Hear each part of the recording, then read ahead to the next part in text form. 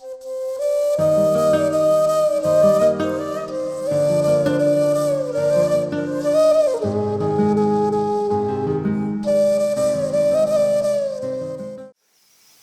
कभी भाषा की दिक्कत से ना बहुत सारी दिक्कतें होती है।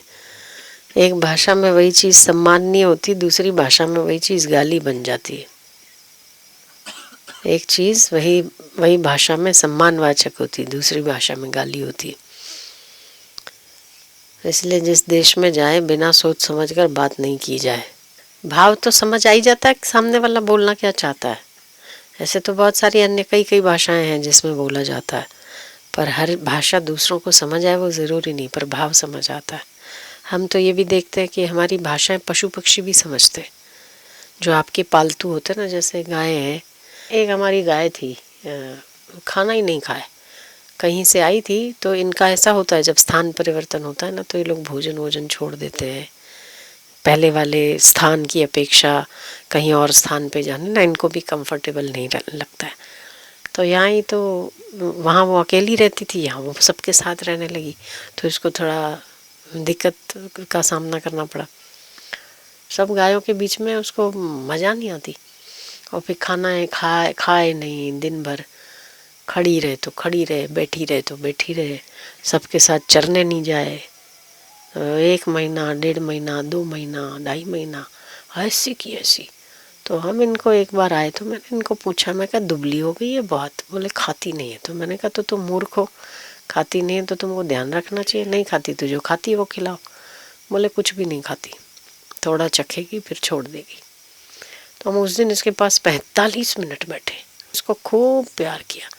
मैं इसको पूछा तेरे को क्या दिक्कत है, खाना चाहिए, और ऐसे हर जगह हर स्थान एक जैसा हमारी रुचि के अनुसार नहीं मिलता है, तो जहाँ मिले वहाँ एडजस्ट कर लेना चाहिए। तुम्हारा नाम तो गाय है, तो गाय मतलब क्या, हर चीज़ को एक्सेप्ट कर ले, उसका नाम गाय। तो तुम तो रिएक्शन दे रही हो, रिएक्शन भी ऐसा दूसरों को तकलीफ हो। वो 45 मिनट, इसके बाद ऐसी एक भी चीज़ नहीं है जो वो नहीं खाती है। मेरे 45 मिनट देने के बाद जो वो खाई, और अब हट्टी कट्टी हो गई। तो ये स्नेह की भाषा है, ये सबको समझ आती है। स्नेह से कही हुई कोई भी चीज़, अगर आप गलत भी स्नेह से थोड़ा स्ट्रिक्ट शब्द, कुछ ऐसे आदेशात्मक शब्द भी अगर स्नेह से कहे जाएं, तो वो दुश्मन भी मानने को तैयार हो जाता है, मित्र तो बहुत दूर की बात है। तो हम देखते हैं कई बार कि स्नेह से बोली हुई चीज़ है ना, सभी मानते हैं। पशु पक्षी इनको तो समझ नहीं आती, पर ये हमारी आंखों में देखकर वो भाव को पढ़ने की कोशिश करते हैं। ये समझना चाहते हैं कि ये हमसे प्रेम से कुछ कह रहा है। तो मेरी ना बातें करने की आदत है, हम आते हैं तो इनसे हाल चाल लेते हैं, पूछते हैं क्या है क्या नहीं, कैसे हो कैसे। फिर ये कभी कभी मुझे कुछ समझ आ जाती है इनकी भाषा, तो हम फिर इनसे पूछते हैं ऐसा था, तो ये बोलते हैं हाँ ऐसा था। एक दिन मैंने इनको कहा कि हर रोज़ इनको चरने ले जाया करो वहाँ तक, तो पानी में ये जाने को तैयार नहीं, पानी देखे और वापस आए। तो यहाँ की जो लीडर है ना, वो हेड है, तो उसको हम जब जब जाते हैं तो उसको बोल के जाते हैं सबका ध्यान रखना, मतलब तेरे जो बाकी सब है उनका ख्याल रखना, और कोई गड़बड़ी करे तो ऐसा ऐसा बोल के जाते। तो आपस में ये वो लीडरशिप वो लेते हैं। कोई भी गाय एक बाकी की गाय एक गाय के पीछे चलती है, और वो जो एक गाय है वो अपने आप को मुखिया मानती है, वो सबसे आखिरी में चलती है। मतलब सब आएंगे, वो देखेगी कि सब आ गए, फिर वो जाती है। जैसे अपन कैसे बड़ा व्यक्ति ना घर के सभी सदस्य आ जाएं फिर चलता है, तो उससे ख्याल है कि मतलब मेरे मेंबर्स कितने बड़े, कौन अभी नया मेहमान आया, सब वो उसको ध्यान रहता है। तो हमें नहीं पता चलता है पर इनको पता चलता है। मैंने कहा कि अगर आपको अगर कुछ गायों से करवाना हो तो लीडर को बोल दिया करो, वो करवा देगी। तो ये हो सकता है कि ये बात मानने में ना आए किसी के, पर ऐसा मैंने देखा है और मैंने किया है और मैंने करवाया भी है। पर आप में वो दृढ़ता होनी चाहिए इस चीज़ की कि वो समझ रहा है जो मैं कह रहा हूँ। तो मैंने शांति से कहा, मतलब वो लीडर है उनकी, शांति से कहा सबको ले जा।